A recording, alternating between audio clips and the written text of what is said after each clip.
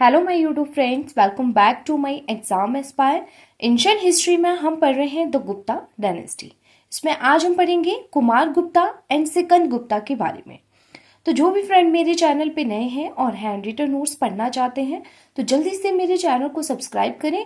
और अगर आपको इन हैंड रिटन नोट्स की पीडीएफ चाहिए तो आप मुझे टेलीग्राम चैनल पे ज्वाइन कर सकते हैं और मेरे इंस्टाग्राम चैनल को ज़रूर फॉलो करें। इन दोनों का लिंक मैं अपने डिस्क्रिप्शन बॉक्स में आपको दे दूंगी।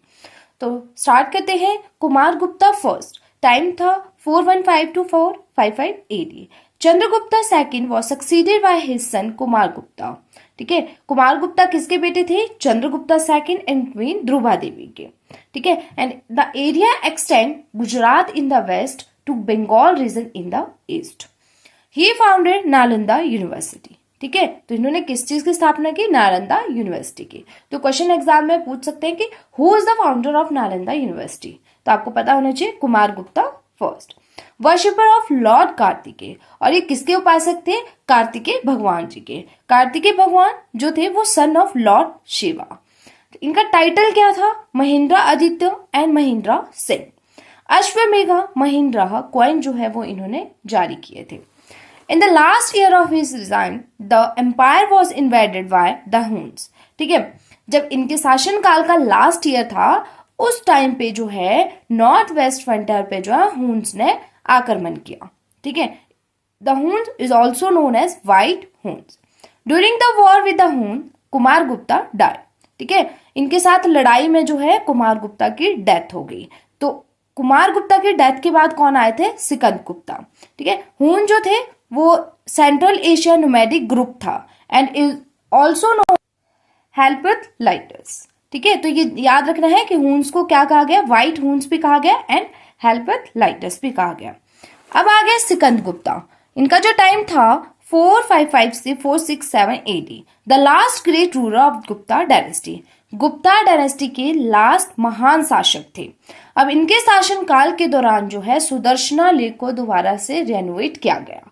ठीक है, और किसने किया था? इनके जो गवर्नर थे जिनका नाम था परामता।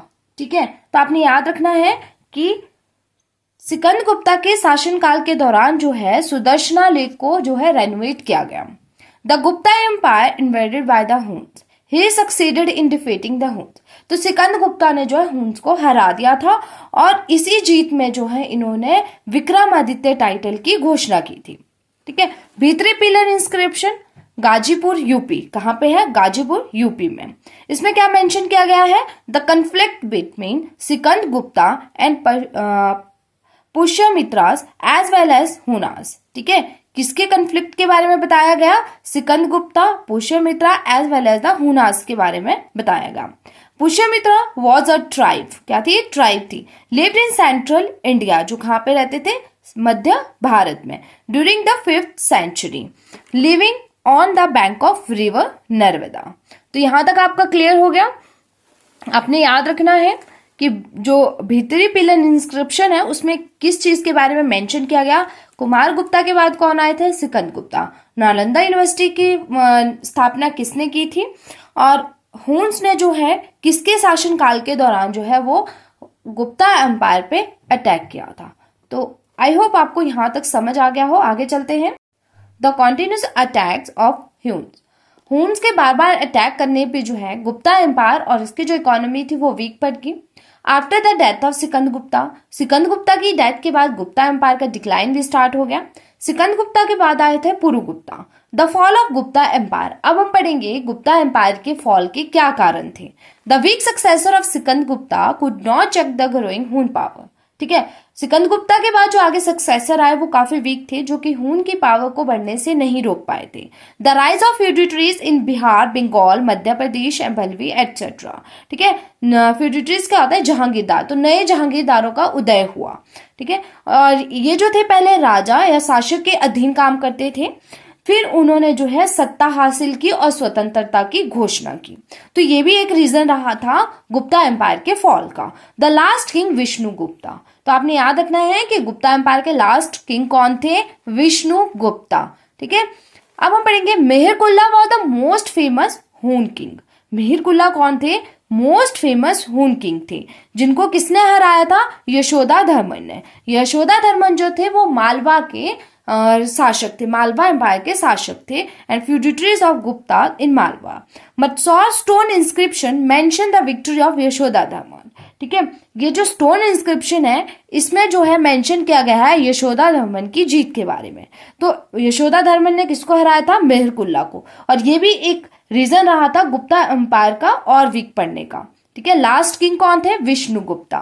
ठीक है, और ये सारी चीजें जो है आपने याद रखनी है, ये क्वेश्चन एग्जाम में पूछे जाते हैं। नेक्स्ट है chronological order of Gupta ruler. Gupta empire के जो शासक हैं उनको हम एक क्रोनोलॉजिकल ऑर्डर में पढ़ेंगे। इस चीज को मैं क्यों करवा रही हूँ? क्योंकि क्वेश्चन जो है एग्जाम में पूछा जाता है। फर्स्ट जो थे वो थे चंद्रगुप्ता फर्स्ट, देन समुद्रगुप्ता, फिर चंद्रगुप्ता सेकंड, फिर है Kumaragupta first and then Skandagupta. Skandagupta के बाद आए थे Purugupta and the last king was Vishnugupta. तो ये चीज आपको पता होनी चाहिए। ठीक है, तो अब मैं आपसे 2 क्वेश्चन पूछूंगी, उसका आंसर आपने मुझे कमेंट बॉक्स में देना है। फर्स्ट क्वेश्चन है कि who was the founder of Gupta era. ठीक है, गुप्ता ईरा के फाउंडर कौन थे? And second question, officially language of Gupta period. Gupta period की ऑफिशियली लैंग्वेज क्या थी? ठीक है, तो इसी के साथ अगर आपको मेरी वीडियो पसंद आई हो तो प्लीज मेरे चैनल को जरूर सब्सक्राइब करें, वीडियो को लाइक करें और मेरी वीडियो को ज्यादा से ज्यादा शेयर करें। साथ ही साथ बेल आइकन प्रेस करना ना भूलें ताकि जब भी मैं नई वीडियोस अपलोड करूंगी उसकी नोटिफिकेशन सबसे पहले आप तक पहुंचेगी। Thank you so much.